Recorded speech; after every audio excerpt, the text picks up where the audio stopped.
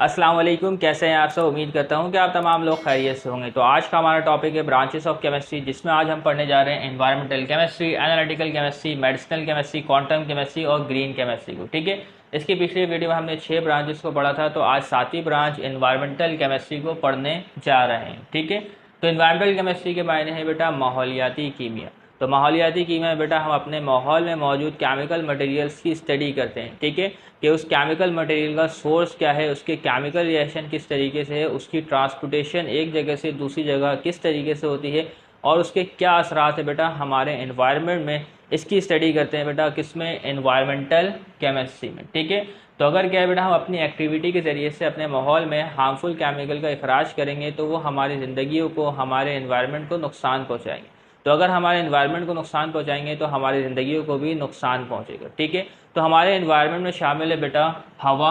ठीक है, तो हवा भी क्या है बेटा हमारे माहौल का हिस्सा है।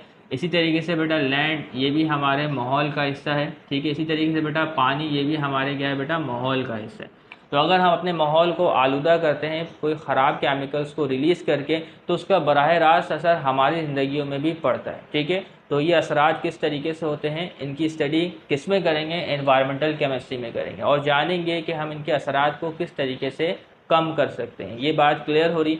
तो जैसा कि आप जानते हैं बेटा, आपने कार्बन डाइऑक्साइड की गैस के बारे में ज़रूर पढ़ा होगा। ठीक है, तो पेट्रोलियम प्रोडक्ट की बर्निंग के बाद, ठीक है, कौन से प्रोडक्ट की बेटा, पेट्रोलियम प्रोडक्ट। तो अगर क्या है बेटा हम किसी पेट्रोलियम प्रोडक्ट की बर्निंग करते हैं तो उसके नतीजे में क्या है बेटा, कार्बन डाइऑक्साइड गैस की एक वाफिर मिकदार जो है वो हवा में शामिल हो जाती है। ठीक है, इसके साथ साथ क्या है बेटा, सल्फर डाइऑक्साइड गैस भी जो है वो रिलीज़ होती है। तो ये गैसेस क्या है बेटा हमारे माहौल को आलूदा करती है। ठीक है, जिसका बराह रास्त असर हमारी ज़िंदगी में होता है। तो ये गैसेस बेटा हवा में शामिल होती हैं। ठीक है, और मुख्तलिफ केमिकल रिएक्शंस के बाद क्या है बेटा एसिड्स में तब्दील हो जाती है।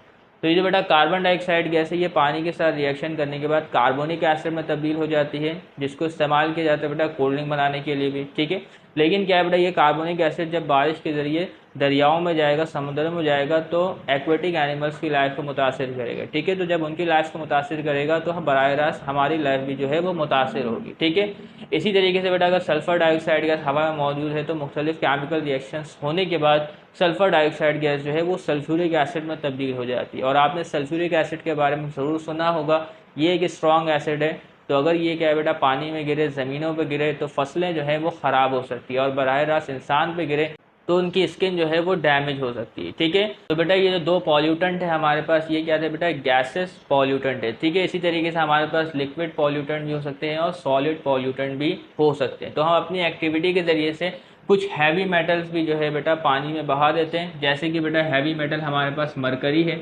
तो मरकरी को बेटा थर्मोमीटर में भी इस्तेमाल किया जाता है, लेकिन मरकरी भी क्या है बेटा एक हैवी मेटल है जो कि क्या है बेटा लिविंग थिंग की ज़िंदगी को मुतासिर कर सकता है। इसी तरीके से अगर लेड की बात करें तो लेड भी क्या है बेटा एक हैवी मेटल है।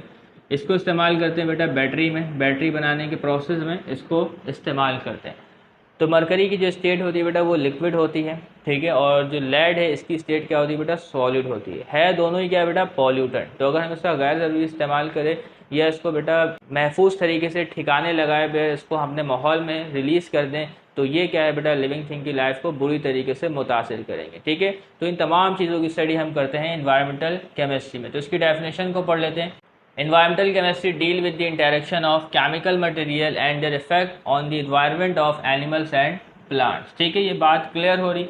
तो मिसाल के तौर पर बेटा हम कुछ फर्टिलाइज़र इस्तेमाल करते हैं प्लांट्स की ग्रोथ में, जैसा कि आप जानते हैं। तो अगर क्या है बेटा गैर मयारी फर्टिलाइज़र का इस्तेमाल करेंगे हम दरख्तों में, ठीक है, तो वो क्या है बेटा दरख्तों में भी शामिल हो जाएंगे। और इसके साथ क्या है बेटा जब हम प्लांट्स को पानी देते हैं तो पानी क्या है बेटा उस जो फर्टिलाइज़र है उसको ज़मीन के अंदर साथ ले जाएगा और इसके साथ है बेटा जो फर्टिलाइज़र है पानी के साथ बह कर दरियाओं में भी जाएगा। ठीक है, तो इस तरीके से भी क्या है बेटा लिविंग ऑर्गेनिज्म की जो ज़िंदगी है वो मुतासिर होगी। ये बात क्लियर हो रही। ओके, तो pollution, health hazards are the important areas of environmental chemistry. तो ये भी क्या है बेटा एक बहुत वसी फील्ड है। तो यहाँ पे बेटा हमने इसको सिर्फ डेफिनेशन की हद तक समझा है। ओके, अगली ब्रांच है बेटा एनालिटिकल केमिस्ट्री। तो एनालिटिकल केमिस्ट्री में हम करते हैं बेटा सेपरेशन टेक्निक का इस्तेमाल। ठीक है, तो सेपरेशन टेक्निक से मुराद है बेटा हमारे पास एक मिक्सचर मौजूद है। ठीक है, तो इस मिक्सचर में मौजूद कंपोनेंट्स को हम किस तरीके से अलहदा कर सकते हैं, इसकी स्टडी करते हैं एनालिटिकल केमिस्ट्री में। इसके अलावा बेटा एनालिटिकल केमिस्ट्री में हम करते हैं क्वालिटेटिव एनालिसिस और क्वांटिटेटिव एनालिसिस। क्वालिटेटिव एनालिसिस से क्या मुराद है? मिसाल के तौर पर बेटा हमारे पास एक मिक्सचर मौजूद है, ठीक है। पहले तो मैंने बताया कि सेपरेशन टेक्निक का इस्तेमाल करके मिक्सचर में मौजूद कंपोनेंट्स को अलग करते हैं। तो क्वालिटेटिव एनालिसिस में ये करते हैं बेटा, मिक्सचर में मौजूद जो भी आपके पास कंपोनेंट है उसकी शनाख्त करते हैं, ठीक है, उसमें मौजूद है क्या, ये बात क्लियर। तो इसी अमल को क्या कहते हैं बेटा, क्वालिटेटिव एनालिसिस करते हैं। इसके अलावा बेटा एनालिटिकल केमिस्ट्री में करते हैं क्वांटिटेटिव एनालिसिस। तो क्वांटिटेटिव एनालिसिस होती क्या है? तो नाम से ही जाहिर है। तो बेटा हमारे पास क्या है बेटा, कोई कंपोनेंट मौजूद है, ठीक है, एक मिक्सचर मौजूद है, तो मिक्सचर में मौजूद कंपोनेंट्स की क्वांटिटी को मेयर करने के अमल को कहते हैं क्वांटिटेटिव एनालिसिस, ठीक है। इसके अलावा बेटा एनालिटिकल केमिस्ट्री में और भी बहुत सारी चीज़ें करते हैं, तो तमाम चीज़ों को यहाँ पर डिस्कस नहीं कर सकते। तो डेफिनेशन को एक बार पढ़ते हैं और फिर बात को तफसील से समझते हैं। Analytical chemistry deal with the separation, ठीक है, सेपरेशन टेक्निक की स्टडी करते हैं एनालिटिकल केमिस्ट्री में, ठीक है। And analysis of quality and quantity, तो क्वालिटेटिव एनालिसिस करते हैं और क्वांटिटेटिव एनालिसिस करते हैं of various component in a given substance. तो कोई सा भी सब्सटेंस क्या है बेटा, वो हमारे पास आ सकता है। तो अगर आप एक एनालिटिकल केमिस्ट हैं तो उसका काम ये है कि बेटा मिक्सचर में मौजूद कंपोनेंट्स की सेपरेशन करे, उसकी क्वालिटेटिव एनालिसिस करे और उसकी क्वांटिटेटिव एनालिसिस करे। ये बात क्लियर है, ठीक है। तो एनालिटिकल केमिस्ट्री में क्या है बेटा, मुख्तलिफ टेक्निक्स का सहारा लिया जाता है, जैसे कि बेटा इट एम्प्लॉयज़ वेरियस टेक्निक। तो टेक्निक तो वैसे बेटा बहुत सारी है, तो यहाँ पर बेटा सिर्फ और सिर्फ 3 टेक्निक्स का नाम लिखा गया, ठीक है। तो आपने बेटा सिर्फ इसकी नाम को जानना है, इसके अलावा ये टेक्निक किस तरीके से होता है इसको हरगिज़ नहीं जानना है, ठीक है। तो it employs various techniques such as chromatography. तो क्रोमेटोग्राफी क्या है बेटा, एक एनालिटिकल टेक्निक है, एक सेपरेशन टेक्निक है। इस टेक्निक के ज़रिए से क्या है बेटा, मिक्सचर में मौजूद कंपोनेंट्स को हम क्या करते हैं, अलहदा करते हैं, ठीक है। तो क्रोमेटोग्राफी के बारे में आपको थोड़ा बहुत बता देता हूँ, अगर आप इसको देखना चाहते हैं तो आप इस पिक्चर में देखें। तो पेपर में क्या है बेटा, हम मिक्सचर को ड्रॉप करते हैं, ठीक है। और होता है क्या है बेटा, इस मिक्सचर में जितने भी कंपोनेंट्स मौजूद होते हैं वो क्या है बेटा, कुछ टाइम बाद अलहदा हो जाते हैं, ठीक है। तो इस टेक्निक को कहते हैं बेटा क्रोमेटोग्राफी। इसके अलावा बेटा इलेक्ट्रोफोरेसिस भी एक टेक्निक है जो कि एनालिटिकल केमिस्ट्री में इस्तेमाल होती है। तो इसमें देखिए बेटा इलेक्ट्रिसिटी वर्ड आ रहा है, तो इसमें इलेक्ट्रिक करंट का इस्तेमाल किया जाता है। इसके अलावा इस टेक्निक में देखें ये स्पेक्ट्रोस्कोपी है, ठीक है। तो स्पेक्ट्रो से मुराद है बेटा लाइट्स, रेडिएशन का इस्तेमाल करते हैं बेटा इस टेक्निक में क्वालिटेटिव और क्वांटिटेटिव एनालिसिस करने के लिए। ये बात क्लियर हो रही, ठीक है। मिसाल के तौर पर बेटा हमारे पास सैंपल है, ठीक है। इसमें क्या है बेटा, बहुत सारे मिक्सचर मौजूद, 3 किस्म के मिक्सचर है, 3 किस्म के मिक्सचर है। तो इनकी सेपरेशन किस तरीके से करेंगे, तो इसकी सेपरेशन करने के लिए हमें एनालिटिकल केमिस्ट्री का सहारा लेना पड़ेगा, ठीक है। अब इसी क्या है बेटा, मिक्सचर में हमें क्वालिटेटिव एनालिसिस करनी पड़ेगी कि बेटा कौन कौन से कंपोनेंट्स मौजूद है। शुरू में तो हमें नहीं पता होता है कि इसमें कौन कौन से कंपोनेंट है। तो जब क्या है बेटा, हम इनको अलहदा कर लेंगे। सोचें बेटा 3 कंपोनेंट्स को हमने अलहदा कर लिया, इसमें से 3 कंपोनेंट्स को हमने अलहदा कर लिया, सेपरेशन टेक्निक कामयाब हो गई। अब क्या करेंगे बेटा, इसकी क्वालिटेटिव एनालिसिस करेंगे, जानेंगे कि ये क्या है, फिर जानेंगे कि ये क्या है, फिर जानेंगे कि ये है क्या, ओके। उसके बाद क्या है बेटा, क्वांटिटेटिव एनालिसिस करेंगे कि इसकी मिकदार कितनी है, इसकी मिकदार कितनी है, इसकी मिकदार कितनी है। ये बात क्लियर हो रही। तो मुख्तलिफ टेक्निक्स का इस्तेमाल करते हैं एनालिटिकल केमिस्ट्री में। इसके अलावा बेटा एनालिटिकल केमिस्ट्री हम टाइट्रेशन का भी इस्तेमाल करते हैं, जो कि आपकी किताब में नहीं लिखा हुआ था। तो जब आप क्लास 9 में प्रैक्टिकल करेंगे तो वहाँ पे एक प्रोसेस अपनाएंगे जिसका नाम है टाइट्रेशन, ओके। अगली ब्रांच है बेटा हमारे पास मेडिसिनल केमिस्ट्री। तो नाम से ही ज़ाहिर है बेटा इस केमिस्ट्री का ताल्लुक है मेडिसिन से, यानी कि अद्वियात से, यानी कि बेटा फार्मास्यूटिकल एजेंट की प्रोडक्शन से इसका ताल्लुक है, ठीक है। तो रोज़मर्रा की ज़िंदगी में बेटा हम कितने ही मेडिसिन, कितने ही अद्वियात जो है इस्तेमाल कर लेते हैं, या ऐसे लोग इस्तेमाल करते हैं जो कि मुख्तलिफ बीमारियों का शिकार होते हैं, ठीक है। तो बेटा अद्वियात की तैयारी में मेडिसिनल केमिस्ट्री का बहुत एक अहम किरदार है। तो मेडिसिनल केमिस्ट्री बेटा एक तनहा ब्रांच नहीं है, इसमें क्या है बेटा फार्माकोलॉजी और इसके अलावा बेटा बायोलॉजी और केमिस्ट्री का ये कॉम्बिनेशन है, ठीक है। तो अगर हम किसी केमिकल कंपाउंड की स्टडी कर रहे हैं तो हमें पता होना चाहिए कि बेटा उसके लिविंग ऑर्गेनिज्म पे क्या असरात होंगे, ठीक है। इसके अलावा बेटा फार्मेसी के हवाले से भी मालूमात का इल्म होना बेहद ज़रूरी है, ठीक है। तो इसकी डेफिनेशन को पढ़ते हैं और फिर बात को समझते हैं। Medicinal chemistry deal with the designing, developing and optimising chemical compound to synthesise bioactive molecules, जिसको ड्रग्स कहते हैं, या फार्मास्यूटिकल एजेंट की तैयारी। तो मेडिसिनल केमिस्ट्री में करते हैं क्या है बेटा, किसी भी ड्रग की क्या करते हैं, डिज़ाइनिंग करते हैं, डेवलपिंग यानी इसको एक तरक्की देते हैं, तो जब क्या है बेटा हमें कोई नई ड्रग जो है वो तैयार करनी हो तो सबसे पहले हम उसकी डिज़ाइनिंग करते हैं, ठीक है। ऐसा नहीं करते बस केमिकल रिएक्शन किया ड्रग बना लिया, तो इसके पीछे क्या है बेटा बहुत सारे अवामिल जो है वो कार फरमा होते हैं, ठीक है। ये बात क्लियर हुई। वैसे नहीं गलती से केमिकल रिएक्शन किया और उसके ज़रिए से ड्रग तैयार हो जाता है, प्रॉपर क्या है बेटा SOPs को फॉलो करना होता है। तो सबसे पहले क्या करते हैं बेटा डिज़ाइनिंग करते हैं, ठीक है, डेवलपिंग करते हैं, इसके अलावा ऑप्टिमाइजिंग केमिकल कंपाउंड। तो कोई सा भी केमिकल कंपाउंड जो ड्रग बनाने में इस्तेमाल हो रहा है उसको देखते हैं, उसके मामलात को समझते हैं, उसकी रिएक्टिविटी क्या है, उसका बिहेवियर क्या होगा। तो इन तमाम चीज़ की स्टडी किसमें करेंगे, मेडिसिनल केमिस्ट्री में करेंगे। और इस तरीके से क्या बनाएंगे बेटा, बायो एक्टिव मॉलिक्यूल, जिसको क्या कहते हैं बेटा, ड्रग्स कहते हैं, ठीक है। ये बात क्लियर हो रही है। तो मेडिसिन को हम ड्रग्स भी कहते हैं, इससे आप कोई गलत मतलब नहीं निकाल लीजिएगा। तो ड्रग्स की क्या है बेटा, यानी मेडिसिन की अगर ज़ायद मिकदार इस्तेमाल करते हैं तो उसके बुरे असरात जो है इंसानी बॉडी पे मुरतब होते हैं, ठीक है। ये बात क्लियर हो रही है। तो ड्रग्स का इस्तेमाल यानी मेडिसिन का जो इस्तेमाल है वो डॉक्टर की हिदायत के मुताबिक ही करना चाहिए, क्योंकि एक आम इंसान को इसकी रिएक्टिविटी के बारे में कोई इल्म नहीं होता। तो अब इसके अलावा मौजूद है क्वांटम केमिस्ट्री। तो क्वांटम केमिस्ट्री में हम स्टडी करते हैं माइक्रोस्कोपिक लेवल पे। तो जैसा कि आप जानते हैं एक एटम में प्रोटॉन, न्यूट्रॉन और इलेक्ट्रॉन मौजूद होते हैं, इसी तरीके से बेटा किसी मॉलिक्यूल में भी प्रोटॉन, न्यूट्रॉन और इलेक्ट्रॉन जो है वो मौजूद होते हैं, ठीक है। तो इन्हीं सब एटॉमिक पार्टिकल यानी माइक्रोस्कोपिक पार्टिकल के जो बिहेवियर होता है इनकी स्टडी किसमें करते हैं बेटा, क्वांटम केमिस्ट्री में करते हैं, ठीक है। लेकिन बेटा इनकी स्टडी करने के लिए बेटा हम फिजिकल मॉडल को इस्तेमाल करते हैं जो कि फिजिक्स में इस्तेमाल होते हैं। ये बात क्लियर हो रही। तो पहले बेटा इसकी डेफिनेशन पढ़ते हैं और फिर बात को थोड़ा आगे लेकर जाते हैं। तो quantum chemistry deal with the application, mechanics and experiment of physical model, ठीक है। तो फिजिकल यानी फिजिक्स के जो एक्सपेरिमेंट होते हैं, फिजिक्स के जो प्रिंसिपल होते हैं, फिजिक्स के जो लॉज होते हैं, उनको हम इस्तेमाल करते हैं बेटा केमिकल सिस्टम को समझने के लिए, ठीक है, एट माइक्रोस्कोपिक लेवल पर, ठीक है। तो माइक्रोस्कोपिक लेवल पे क्या है बेटा, प्रोटॉन है, न्यूट्रॉन है, इलेक्ट्रॉन है, यानी कि इनकी बिहेवियर और इनकी प्रॉपर्टीज़ को समझने के लिए। ये बात क्लियर हो रही। तो quantum chemistry deal with the application, mechanics and experiment of physical model to study the behaviour and properties of atoms and molecule at subatomic level. ये बात क्लियर हो रही, ठीक है, कोई मसले की बात तो नहीं। इसके अलावा बेटा अगली अहम ब्रांच जिसका नाम है ग्रीन केमिस्ट्री। तो ग्रीन केमिस्ट्री बेटा हम स्टडी करते हैं ऐसे केमिकल प्रोसेस की और ऐसे केमिकल प्रोडक्ट्स डिज़ाइन करते हैं जिसके नुकसानदा असरात ना हो। ये बात क्लियर हो रही, ठीक है। तो ग्रीन केमिस्ट्री में ऐसे केमिकल प्रोसेस की स्टडी करते हैं जिसमें किसी किस्म का भी हार्मफुल सब्सटेंस इस्तेमाल ना हो, और इसमें क्या है बेटा, इस प्रोसेस में एनर्जी का इस्तेमाल भी कम हो, और इसके ज़रिए से बेटा जो हमारे पास प्रोडक्ट है इसके भी कोई नुकसानदा असरात हमारे माहौल पर ना हो। तो इसकी स्टडी हम किस में करते हैं, ग्रीन केमिस्ट्री में करते हैं। इसकी डेफिनेशन है बेटा, green chemistry deal with the study of processes and designing products which are compose of less hazard substance. ये बात क्लियर हो रही।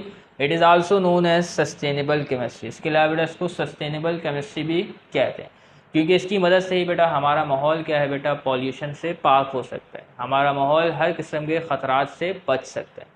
तभी इसका नाम क्या रखा गया है बेटा, ग्रीन केमिस्ट्री का रखा गया है। तो बेटा इसकी एग्जांपल है हमारे पास, some examples of green chemistry are water based paint.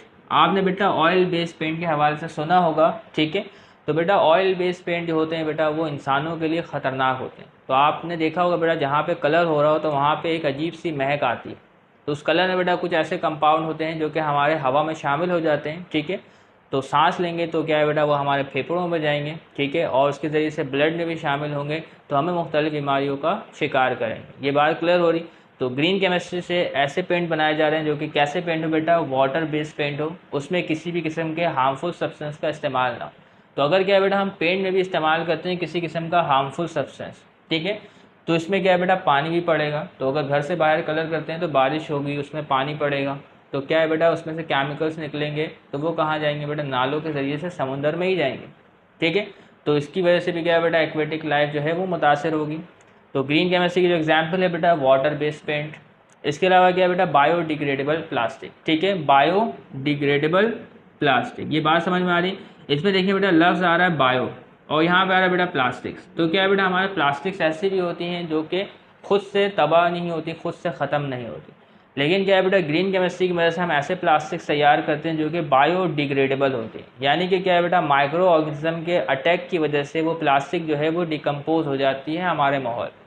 लेकिन कुछ प्लास्टिक्स ऐसी होती हैं जैसे कि बेटा पॉलीथीन बैग है, तो अगर आप उन्हें छोड़ दें सदियों, ठीक है, सालों छोड़ दें, उनमें कोई फ़र्क नहीं पड़ता। उनके ऊपर क्या है बेटा, माइक्रोबियल अटैक यानी माइक्रो ऑर्गेनिज्म उस थैली को डिकम्पोज नहीं कर सकते, ठीक है। लेकिन जो बेटा बायोडिग्रेडेबल प्लास्टिक होते हैं, ठीक है, ये किसका किरदार है बेटा, ग्रीन केमिस्ट्री का इसमें किरदार है। तो ग्रीन केमिस्ट्री की मदद से ही हमने किसको तैयार किया है बेटा, बायोडिग्रेडेबल प्लास्टिक को तैयार किया है। तो जब उसका इस्तेमाल ख़त्म हो जाए वो खुद ब खुद हमारे माहौल में डिकम्पोज होना शुरू हो जाती है। तो आपने ऐसा गौर किया होगा बेटा, आजकल हमारे पास बायोडिग्रेडेबल प्लास्टिक जो है वो आ रहे होते हैं। तो बेटा हुकूमतें कोशिश करती हैं कि बेटा प्लास्टिक के इस्तेमाल पे पाबंदी लगाई जाए, ठीक है, लेकिन हुकूमत हमेशा नाकाम इसलिए रहती है क्योंकि बेटा इसका मुतबादिल हमारे पास मौजूद नहीं होता, ठीक है। तो बायोडिग्रेडेबल प्लास्टिक ऐसी प्लास्टिक्स होती हैं जो कि बेटा माइक्रो ऑर्गेनिज्म के अटैक की वजह से डिकम्पोज हो जाती है, ठीक है। इसके अलावा बेटा रीन्यूएबल एनर्जी स्टोरेज, तो बेटा एनर्जी स्टोरेज करने के लिए हम बैटरीज़ का इस्तेमाल करते हैं। ये बात समझ में आ रही। तो देखिए बेटा यहाँ लिखा हुआ रीन्यूएबल एनर्जी स्टोरेज। जैसे हम बैटरी इस्तेमाल करते हैं तो बैटरी की एक लाइफ होती है, उसके बाद बैटरी बेकार हो जाती है। तो हम ऐसे बैटरी डिज़ाइन करें बेटा वो बैटरी दोबारा से रिसाइकल हो सके। तो अगर वो बैटरी दोबारा से रिसाइकल नहीं होगी तो क्या है बेटा, वो वेस्ट प्रोडक्ट में हमारे इन्वायरमेंट में मौजूद होगी, और जब वो वेस्ट की सूरत में मौजूद होगी तो हमारा इन्वायरमेंट जो है वो ख़राब होगा। तो हम ऐसे एनर्जी स्टोरेज की डिवाइस बनाएं जो कि क्या हो बेटा, रीन्यूएबल हो, और ये मुमकिन हो सका किसकी मदद से बेटा, ग्रीन केमिस्ट्री की मदद से, ठीक है। तो बैटरीज जो बेटा हम इस्तेमाल करते हैं उसको दोबारा से रीयूज़ कर सकते हैं, उसको दोबारा बना सकते हैं, उसकी रिसाइकलिंग कर सकते हैं। इसके अलावा बेटा इको फ्रेंडली फर्टिलाइज़र, यानी ऐसे फर्टिलाइज़र डिज़ाइन किए जाए, बनाए जाएँ जो कि इको फ्रेंडली हो, यानी कि माहौल दोस्त हो, ठीक है। तो अगर ऐसे फर्टिलाइज़र इस्तेमाल किए जाएँ जो कि माहौल दोस्त नहीं हो तो वो भी हमारे माहौल को क्या है बेटा, नुकसान पहुँचाते हो। तो ग्रीन केमिस्ट्री की मदद से हम कोशिश करते हैं कि ऐसे फर्टिलाइज़र बनाए जाएँ जो कि इको फ्रेंडली हो। ये बात क्लियर हो रही। इसके अलावा बेटा ग्रीन हाउस होल्ड प्रोडक्ट, ठीक है, यानी ऐसे हाउस होल्ड प्रोडक्ट जो कि ग्रीन हो, ठीक है, यानी कि जो माहौल दोस्त हो। तो हाउस होल्ड प्रोडक्ट में हम इस्तेमाल करते हैं बेटा सोप, डिटर्जेंट। तो इससे निकलने वाला जो केमिकल है उसे हम बहा देते हैं बेटा नालियों में, और नालियों से होता हुआ कहाँ जाता है बेटा, समुद्रों में जाता है, ठीक है। तो सोप क्या है बेटा, हम ऐसे बनाने की कोशिश करते हैं जो कि बायोडिग्रेडेबल। कैसे सोप बेटा, जो कि बायोडिग्रेडेबल। तो सोप होता ही क्या है बेटा, बायोडिग्रेडेबल। तो इसको आप जब इस्तेमाल करते हैं तो ये क्या है बेटा, किसी हार्मफुल सब्सटेंस में तब्दील नहीं होता।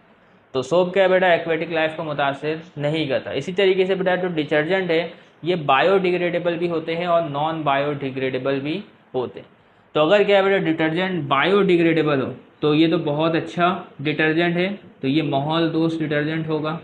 ये बात समझ में आ रही है। और अगर डिटर्जेंट क्या है बेटा, नॉन बायोडिग्रेडेबल है, ठीक है, तो ये क्या है बेटा, हमारे माहौल को नुकसान करेगा, ये हमारे माहौल को नुकसान पहुँचाएगा। तो बेटा वैसे तो डिटर्जेंट क्या है, हार्मफुल है, लेकिन अगर वो क्या है बेटा बायोडिग्रेडेबल है तो वो क्या है बेटा, किसी नॉन हार्मफुल सब्सटेंस में तब्दील हो जाता है, ठीक है। और अगर क्या है बेटा नॉन बायोडिग्रेडेबल है तो वो क्या है बेटा, वैसे के वैसे ही बरकरार रहता है और पानी में जाके क्या है बेटा, एक्वेटिक लाइफ को मुतासिर करता है, ठीक है। ये बात क्लियर हो रही। तो ग्रीन केमिस्ट्री का हमारे माहौल में पॉल्यूशन को ख़त्म करने में बहुत अहम किरदार है। तो उम्मीद करते हैं बेटा ब्रांचेस ऑफ केमिस्ट्री में जो टॉपिक्स थे वो आपको क्लियर हो गए होंगे। तो इसके आने वाली वीडियोज़ में हम डिस्कस करेंगे बेटा टेस्ट योरसेल्फ के कुछ क्वेश्चंस को, लेकिन मैं आपसे कहूँगा बेटा आप उन क्वेश्चंस को खुद सॉल्व करें, ठीक है। तो तब तक के लिए इजाज़त दीजिएगा, चैनल को सब्सक्राइब कीजिएगा। अल्लाह हाफिज़।